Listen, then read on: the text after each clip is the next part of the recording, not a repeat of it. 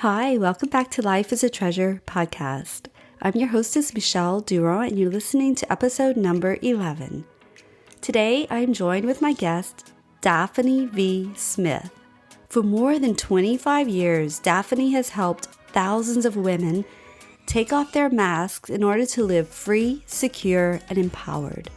She shares her personal and professional insights about personal growth, transformation, and becoming the person you were designed to be through speaking, group facilitation, and one-on-one engagements.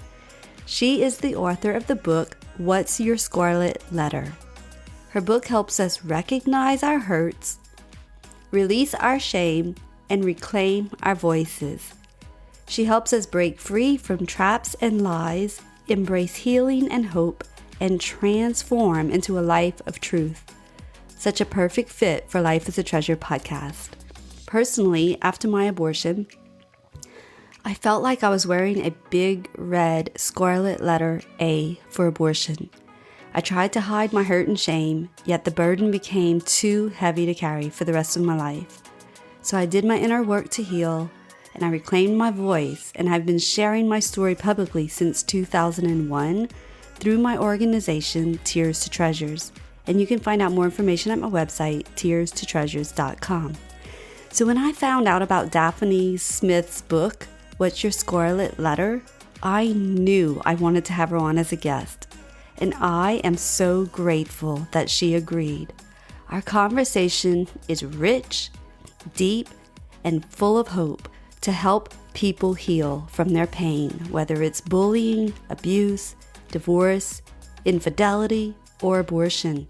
It's time to remove the mask of shame and break free.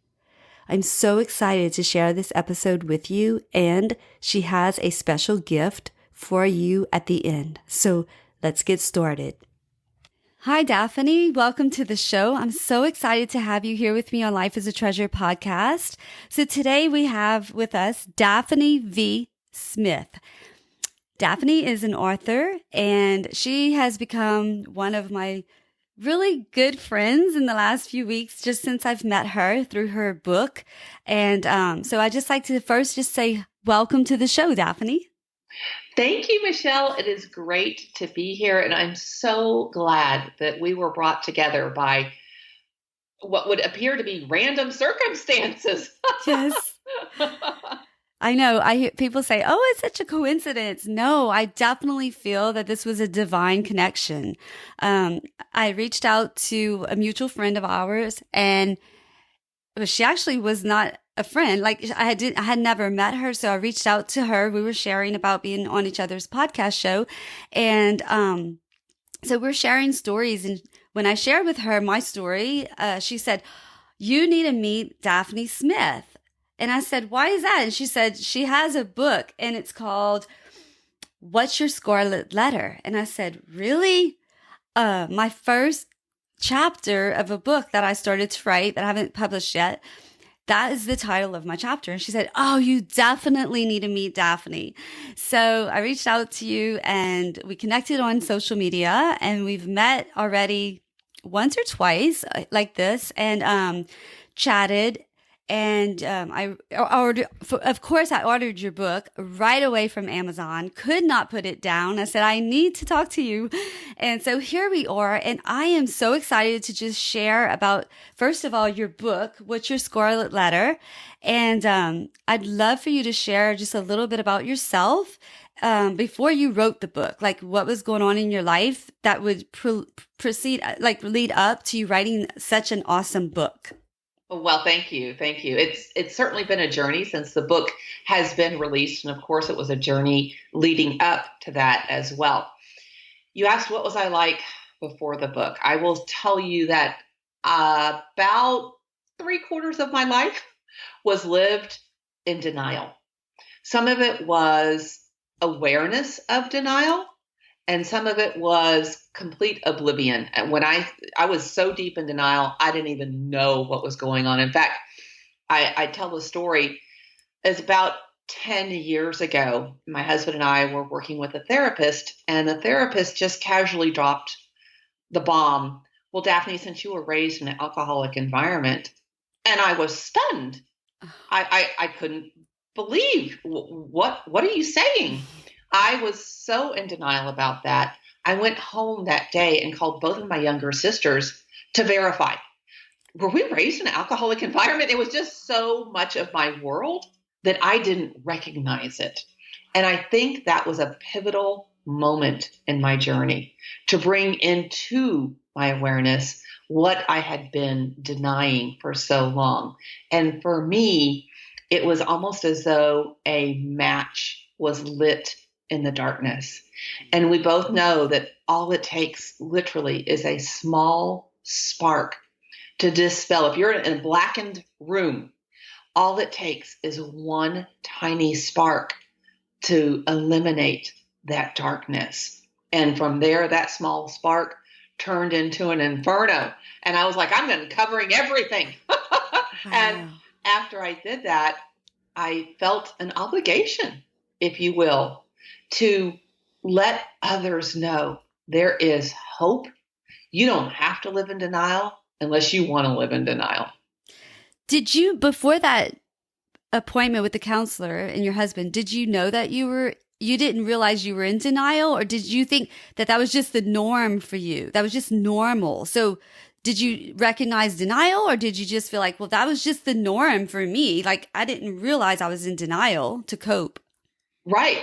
And that's exactly what it was. It was coping. And that's what I have found most people do is we adopt a set of behaviors to cope in order to survive things that happen to us in life, whether they are something somebody else implemented, or perhaps it's a choice that we ourselves made. We adopt these coping mechanisms and we simply get through day by day. Sometimes I refer to it as living by default. Mm-hmm. And to your point, yeah, that was my normal. I assumed everybody, quote unquote, everybody lived that way. And when I first had that realization that that wasn't normal, and that really normal, it's a setting on the dryer. That's really the only time we can use the word normal is when we're talking about the dryer. That was a great, like I said, turning point for me to say, hey, and I knew I had a choice too. I could stay stuck in denial just because somebody says, hey, this is what's going on. I don't have to embrace that. But I was so sick and tired of being sick and tired, to use a cliche, that I was willing to take a deeper dive, not get into a blame game, because that's completely different, but to go from victim to victor. That sounds easy, but it's not easy to do. No, it is not easy. It is simple. That's where I help people understand. It is not easy. It is, however, simple. And there's a big difference between the two. How is it simple? It's simple because when we make a decision, the word decide comes from the Latin. The root word is cadere, which means to kill off. So when you think about words with "ide" or "side," like homicide, pesticide, those types of words, you eliminate any other options. So when you make a decision to step out of denial, when you make a decision to recognize your hurts, when you make a decision to change your life, if it's overeating, overspending, undersleeping, whatever the issue may be, you've flipped a switch, so to speak. You've right then and there, you've drawn that line in the sand. And once you stepped over it, there's no need to go back. We're human. On occasion, we're gonna backslide a little bit because nobody on this planet is perfect. The bottom line, however, is if that decision is made, it's real simple. You put one foot in front of the other. What is the next loving, courageous step that you can take for yourself? Beautiful. I feel like the whole journey through transition or grief or loss or trauma is to, first of all, like you said, recognize your hurts, to become aware. Once we become aware, then we do have a choice. We can choose to stick our head back in the sand and stay in denial, stay in the dark, or we can explore with the light and shine into the darkness of our inside to see what's there. But sometimes, and most of the time, Daphne, a lot of that pain and those hurts are covered with shame and guilt and regret. That's the hard, that to me seems like the difficult part. So, if people hear this and they think, oh, it's so simple, and then they hear, how to take one step at a time, I feel like, yes, I agree. It is simple. It is so simple, meaning that we have a choice right here, right now. You don't have to leave your house. You don't have to leave your bed. You can make a choice right now. I am sick and tired of being sick and tired, and I'm ready for change, and I'm going to let this go. But they holding on to this unforgiveness. They're holding on to that pain that they're going to pay. They're going to pay back for what they did to me. And that is, I feel, what holds people back and keeps them stuck is those closed, clenched fists that I'm going to get them back. But releasing that seems to be where people get stuck, right? Is releasing it, is releasing the forgiveness to give. I mean, forgive is to give. Like, it's such a complicated sounding word, but in reality, it's really simple as well to just forgive. And when I know people are like, just forgive, it's not that easy. I know, because it's been a long time, or it's been years. It's been a pattern. It's been your norm. It's been how you've coped by holding on to it. I think that women, especially in letting go, it's like we almost are becoming naked. Sure. Because what happens is, to your point, there's a certain comfort in the familiarity. All right. We know what we know. We don't know what we don't know. So I know how this feels. I can predict what's going to happen. And that's a certain level of control that everybody wants to have. I don't care. You don't have to call yourself a control freak. That's okay. Everybody on this planet, if you have two legs and you are walking around, you have a level of control. If not, you'd be an adult and you'd still be wearing diapers. You know what I'm saying? There's a certain level that we want to have of control. And that familiarity allows us some control. It doesn't mean it's healthy. It doesn't mean it's right. It doesn't mean we should keep it. It simply means it's comfortable. And that fear of the unknown, almost as though, that little splinter in your finger, right? Well, I know this hurts. And so as long as I don't press on that, it'll be okay. If it hurts like this with it in there, what is it going to feel like to have it hold out? And that's what I think keeps a lot of people stuck. And I've got news, and that is what I want to shout from the mountaintop, is what it feels like to pull it out is freedom. Forgiveness is for the forgiver. Forgiveness is for me. And that is one of those small first steps towards freedom and in that choice to change. So let's say your splinter is a hurt and we want it out. We want to get rid of it. What is that first step that someone has to do? And besides, like, they're aware, like they know, okay, there's something there. It's irritating. It's triggered. It's causing me pain. It's causing me discomfort. So they make that decision, right? I want to change. What is that? What would be that? Then what? Let's say they're lying in bed and they make that mental decision. Okay, I'm ready. I really want to do something. What then would you say to that person is that very next step? Sure. So in the book, What's Your Scarlet Letter?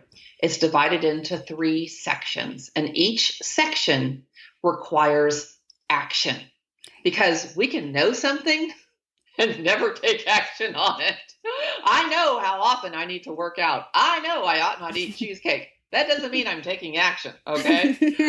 So yes. Once we have that awareness, this is a hurt, or as I refer to it in the book, recognize your hurts. There is tremendous power when we transfer from our thoughts into our words. For me, I knew what had happened because my scarlet letter was the letter A for abuse. I had experienced all forms of abuse: verbal, sexual, physical, emotional, every form along my life. However, as long as I kept it inside, as long as it was my little secret, if I didn't speak it, then I didn't, or I believed that I didn't give it power. Mm-hmm. And maybe, just maybe, it didn't really happen. Maybe it was just an overactive imagination.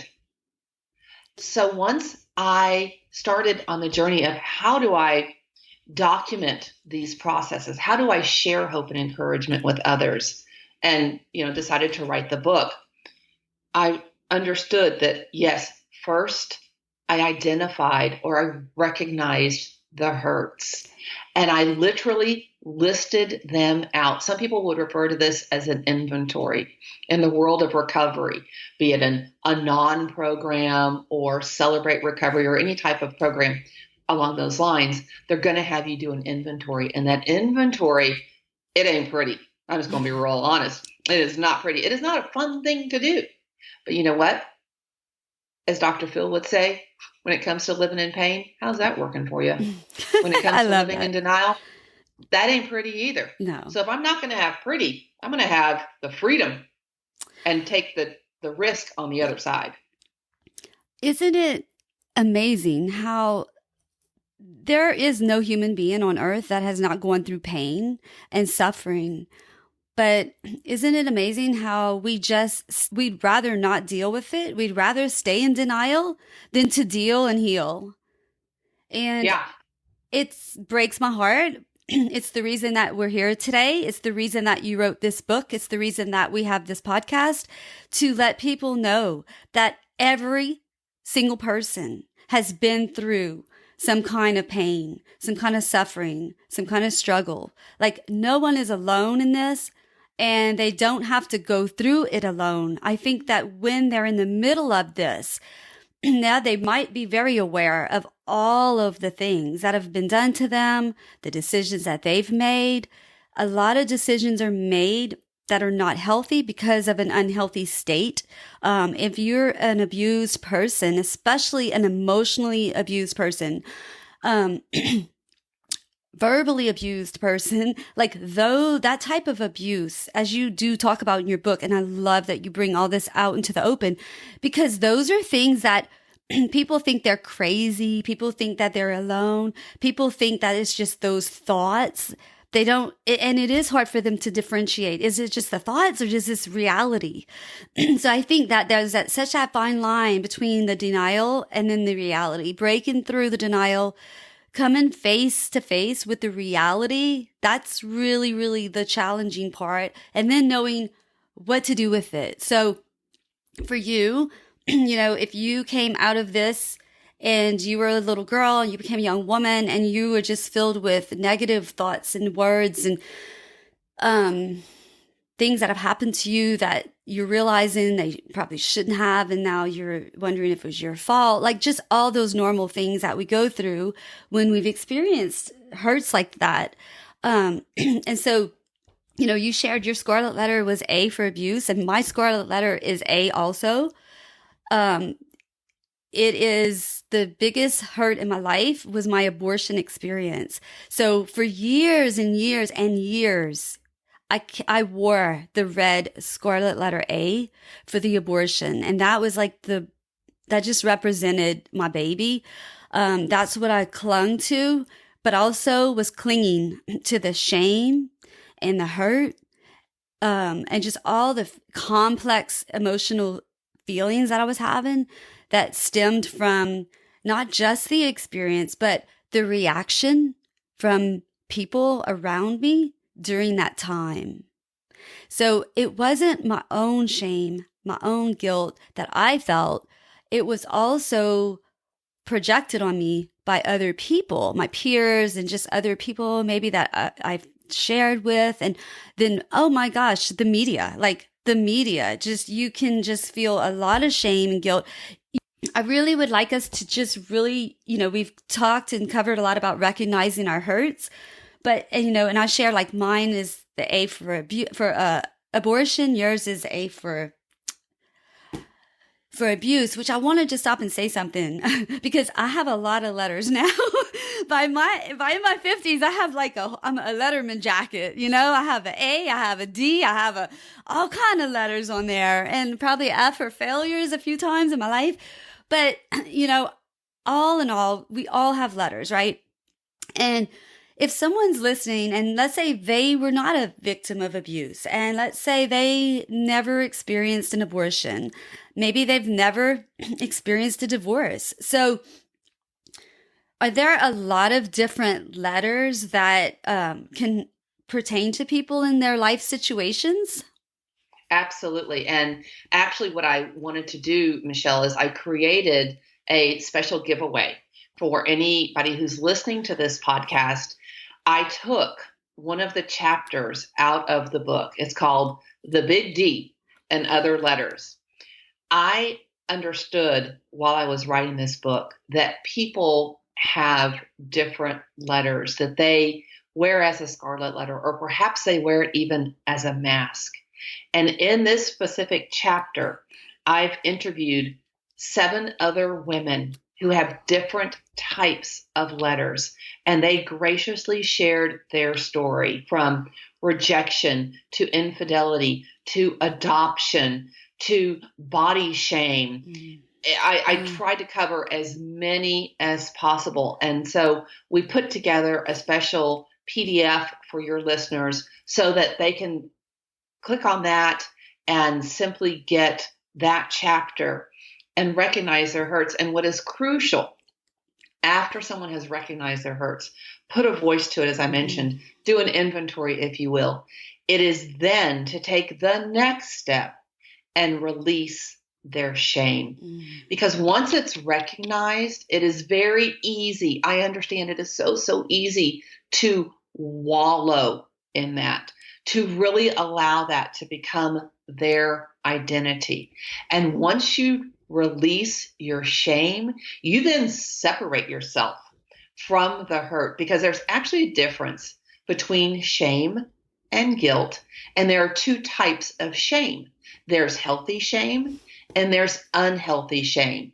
And I'm talking about that unhealthy shame, that little voice inside your head, or maybe it was a big voice outside of your head and in your face even, trying to tear down your being. Those comparisons, those insecurities, those damaging words and thoughts. Once we release that unhealthy shame, it can be replaced with a healthy voice, with positive truths and messages. And that really takes us even into the 3rd portion of the book, which is reclaim your voice. That can't happen, however, until you've released your shame. Think about your kitchen drawer, perhaps. Maybe it's that kitchen junk drawer, okay?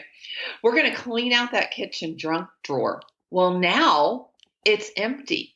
And unless we want it to get filled back up with junk again, we need to put something else in there. Perhaps it's some brand new kitchen towels and oven mitts, or it's neat new pads of paper and pens, whatever you want to refill it with, but it's empty. And it would be super easy for it to become a junk drawer all over again, because that's what we were used to it being.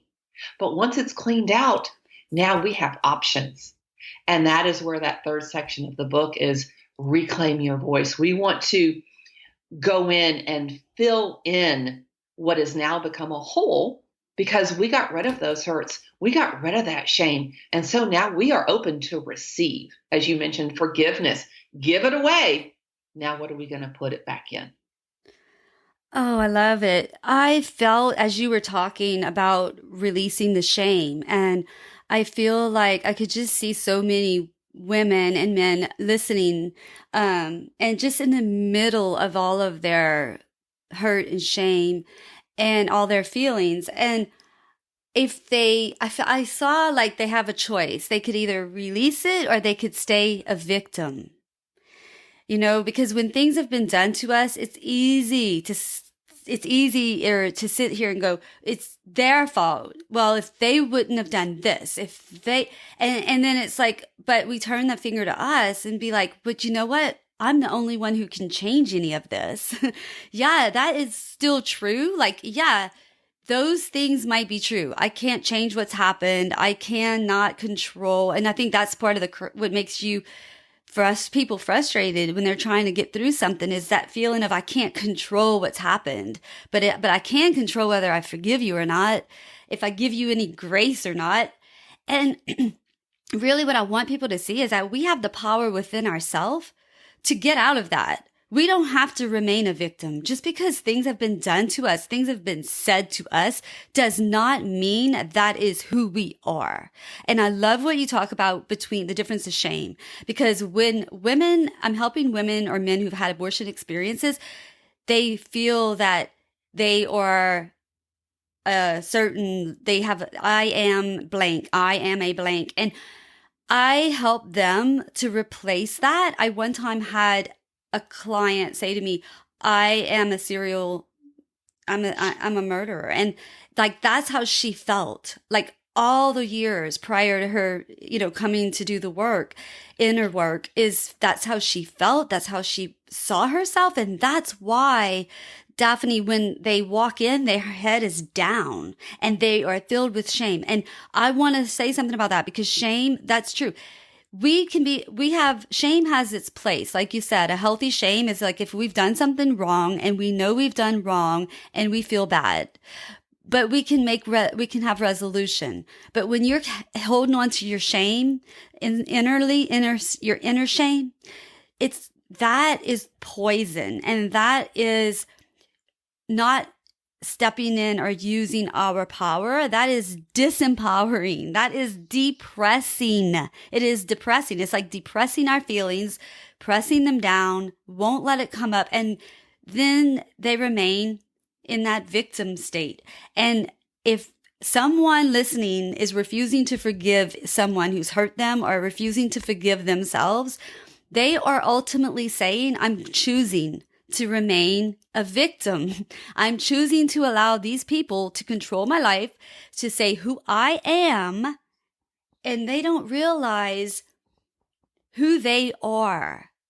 And until they realize who they are, I think it's hard for them to reclaim their voice, because they've been shut up. They've been threatened. They have been told, you better not tell anybody. If you do, they're going to think this about you.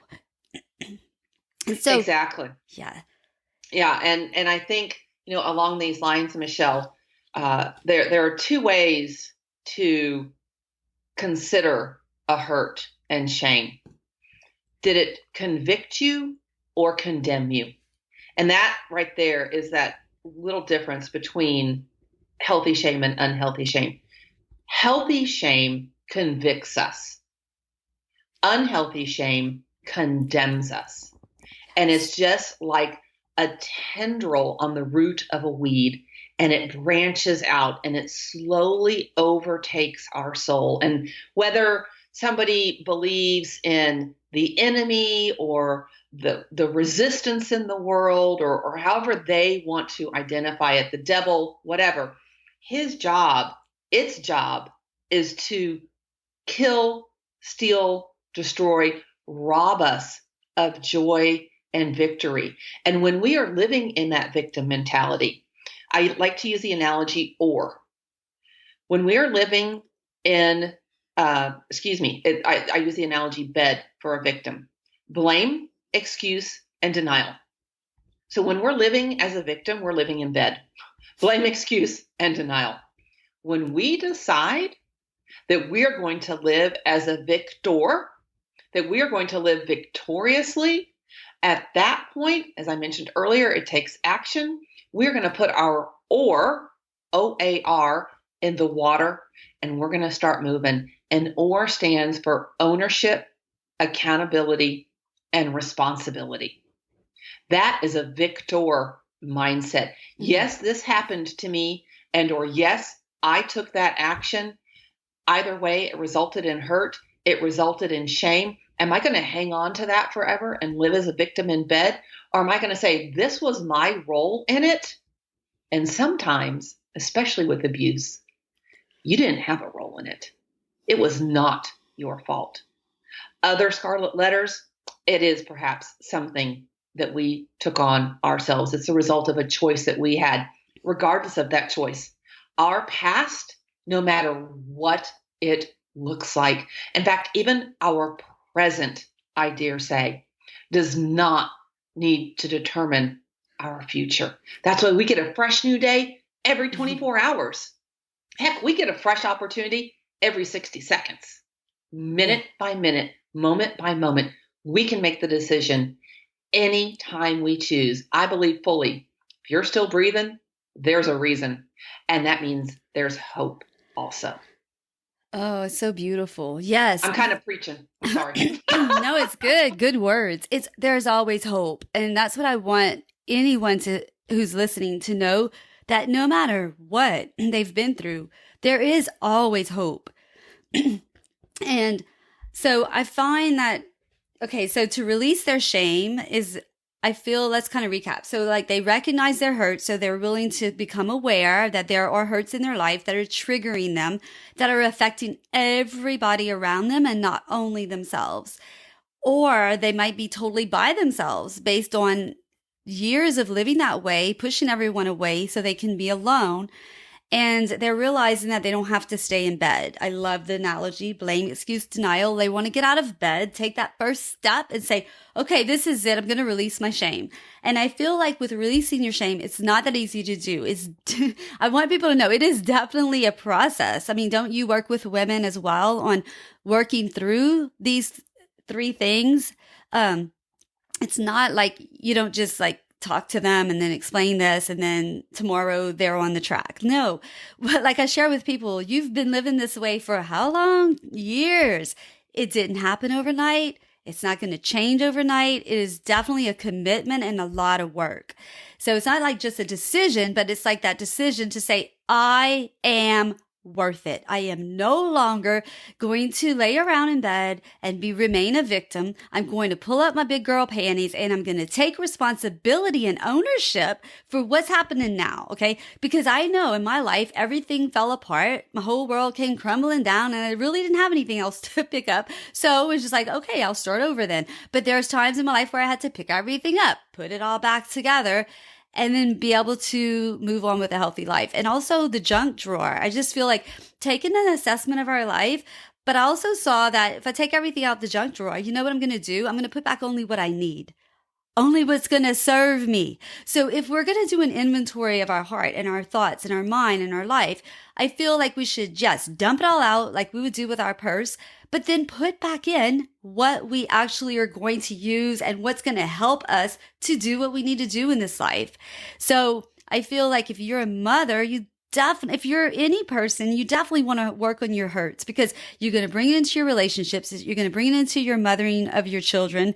And one thing that I really, really want this podcast to do is to break generational bondage. I want to see that women in their 20s are learning to become empowered and to become aware of the things that they have been brought up with and realize, is this true for me or not? What is my truth? What are my core values? Release the shame, the things that they can do no control over, accept them, just accept it. Heal from the pain and the hurts. And then I want them to find their voice. I want these women who are coming up behind us to realize that their voice matters. Because when you've been silenced so long, it is so hard, right? To hear your own voice. Because you know what? A lot of times, speaking from experience, we don't want to hear our own voice because it's ugly. It may sound so mean, right? So isn't it so important that they don't try to skip over the second part of releasing your shame and just go into reclaim your voice? Exactly. And I think that is one of the differences between a true healthy recovery and someone being bitter. So what I've experienced is once somebody recognizes their hurts, if they don't release the shame, if they don't deal with the feelings associated with those hurts, they, to a degree, are still living in a bit of denial. They become bitter. They become these vigilantes, if you will, and they're seeking that revenge because they're coming from that place of resentment. Whereas when we release the shame that are associated with the hurts, and I also think it's very key that we speak it out.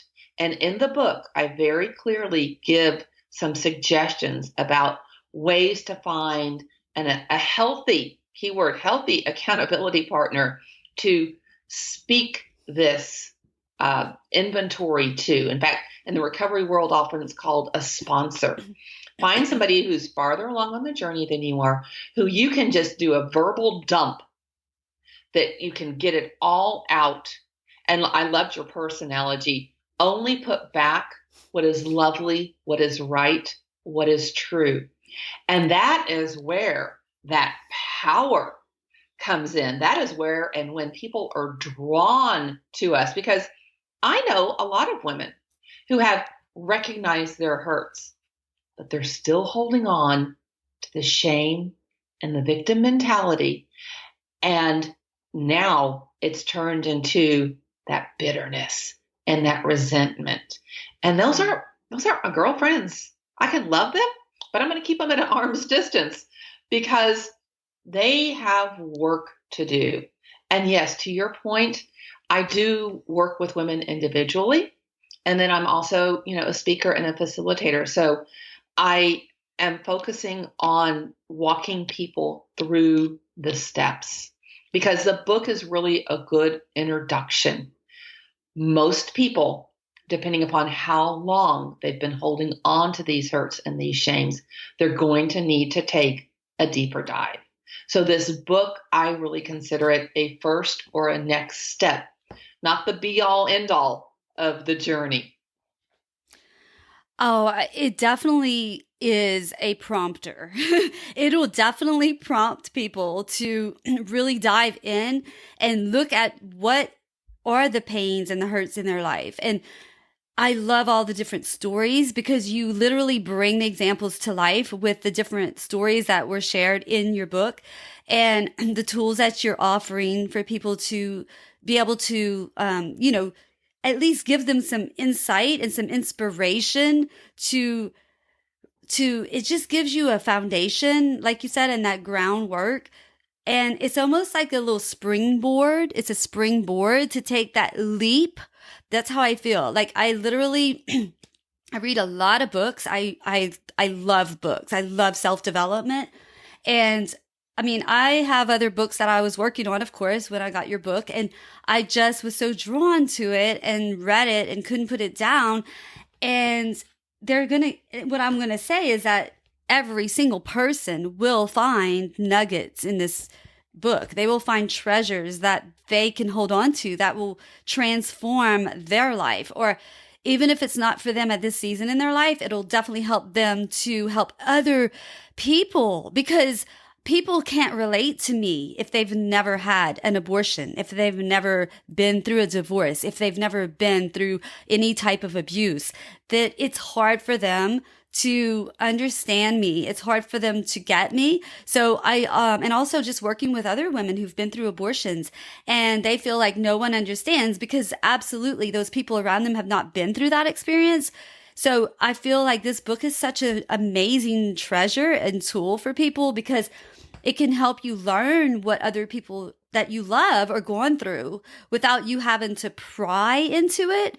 But yet you can kind of just get an overall of the depth of their pain and then maybe some tips and suggestions and ideas of how to best help people through these certain circumstances. And like I said, it may not be abuse. It may not be an A word. It may not be a D word. As you said in your book, chapter 3, the big D, and other letters. I am so beside myself excited that you are willing to give the listeners a whole chapter, like a whole chapter. Like that is huge. And I'm just so grateful for you. For you, I'm so grateful for your book. And I'm so grateful that you're going to offer this to them, because I know that the hardest part for most people is to take a first step, and to make that first call, or to, send that first message. It's scary. It is so, so scary. And so the fact that they're going to just be able to click on a link, because I will have the special link that you have created specifically for our listeners to click on to receive the free chapter in the show notes on my website. So they will be able to get that. And then, let's say they get your book and they want to talk to you more about what you do and so forth. How can they best get in touch with you? Thank you. So the best way to get in touch with me would be to go to my website, Daphne, Daphne, V as in victorious, Smith, DaphneVSmith.com. There's a contact form that you can fill out and ask you some questions so that I can best serve you. Also, of course, I'm on Instagram, Daphne V. Smith. I'm on Twitter, LinkedIn. I have my Facebook page, which is really a page of resources. It's my public figure Facebook page. So those are all ways to connect and really understand the journey of taking off the mask in order to live free, secured, and empowered. And if they're interested in that free chapter, they would also go to DaphneVSmith.com/treasure. And that's where they can redeem their free chapter. Awesome. Okay, perfect. And let's just say that there's some women that maybe they feel alone and they've maybe come from alcoholic, maybe they're in the middle of an alcoholic situation or an abuse. Do you have a place somewhere, like a community for women that have been through similar situations? Like I have for women who've been through abortions, I have a closed Facebook group, like only for those women. So they feel like they're not alone. Other women who've been through the same similar circumstances. Do you have such a thing for women who've been through any type of abuse? That's a great question. And I'm actually in the process of creating that. This time next year, first of all, my podcast will be launched. And secondly, within the next, let's just say in January, I'll have the closed community page, and it's going to be called Clear Your Crap. I love crap. Crap is an acronym for chaos, rules, attitudes, and perceptions. And when we get rid of that in our life, that is definitely living free, secured, and empowered. And it's going to be a community of hope and encouragement. It's not going to be an opportunity to whine and complain and wallow. That's not what it's about. I recognize and I understand. I do not have a bunch of initials after my last name, though.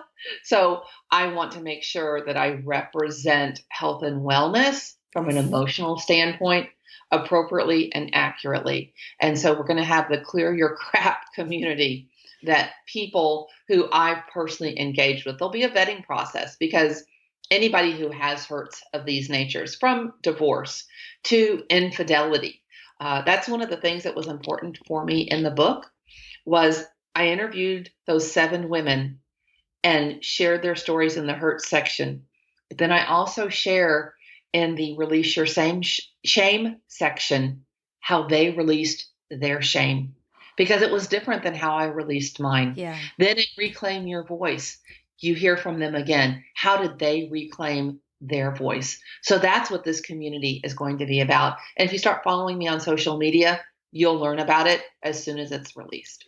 Beautiful. Do you have an easy way for people to get your book? Like if they want to get your book right away, how can they go get your book? Yes, I'm very, very thankful to my publisher. And you can go to Amazon.com, BarnesandNoble.com, Walmart.com. It is available hardcover, softcover, Kindle version, as well as EPUB, which means it'll automatically format to any screen if you want to use a screen to read the book as well. And I've publicly made the commitment. The Audible will be available in 6 months. Woohoo! Awesome. You got a lot of stuff happening, girl. Accountability, yeah. I am so excited. I am so excited I met you. I'm so excited that you've put this book out into the world. I'm so excited that you're going to be speaking and sharing in front of more women. My heart, my passion, and my purpose is to see women to be set free, like forgiven and set free. That is my whole mission in life, is to see women become healed and men. But, women, I feel like we're so important role models in our children's life and so many people's lives. And I just feel like for us to have the most healthiest mindset and, beliefs and our core values intact, it makes us so much more able to help other people. Once we've helped ourselves, then we're able to reach out and help other people and bring them alongside of us and say, here, there's a better way. You don't have to stay in the dark. You don't have to stay in the shame, hurt. They can come out of it. And I love that your book is an opportunity to bridge them from their, dark, shame, painful life to just cross over to a life that they can truly treasure again, which is the whole point of this podcast, to realize that life is a treasure. It may not always look like a treasure. When we go through times and it's like we go through storms and tsunamis and we just go through a lot of crap in life. And I love your analogy, and clearing the crap allows the beautiful treasures to shine through. So thank you for what you're doing in the world. Thank you for your the hope that you're spreading and the love that you're spreading all over the world. I'm so happy to have met you, and I look forward to having you back on the podcast next year to see all the good things you're doing and to be on your podcast maybe. Yes. Oh, absolutely. Michelle, this has been a blessing to me, and I appreciate you and that mutual friend and acquaintance of ours who connected us because she just knew that we had common heartstrings. Yes. And that overarching emphasis and theme is to help other women. We know from whence we came, and because of that, we are passionate about shining the light for other women so that they themselves are encouraged and they are living free. Amen. This was beautiful. I am so thankful that you had the time I know you leave tomorrow to go speak. So thank you for taking the time out of your busy schedule to meet with me in a chat, and that we can, share this with the audience so that they can find some hope, help, and healing for their own life. So thank you so much, Daphne. My pleasure. It's been my pleasure. I will talk to you soon. Okay. Take care. Bye-bye. Bye. Thank you so much for listening to Life is a Treasure podcast. As we begin to share our secret stories, others find the courage to start sharing theirs. And this is how the healing begins. So please help us by subscribing, reviewing, and sharing this podcast. And make sure to tag me on Instagram at Michelle Marie with 2 E's, Durand, Durand, with hashtag Life is a Treasure podcast for a chance to get a shout out on the show. Also visit lifeisatreasure.com for all resources mentioned and freebies. And don't forget, come join us and continue the conversations in our free Facebook group, Life is a Treasure podcast. The link will be in the show notes. You can also find my social media links on the website, lifeisatreasure.com. Again, thank you so much for listening. Until next week, peace, love, and joy.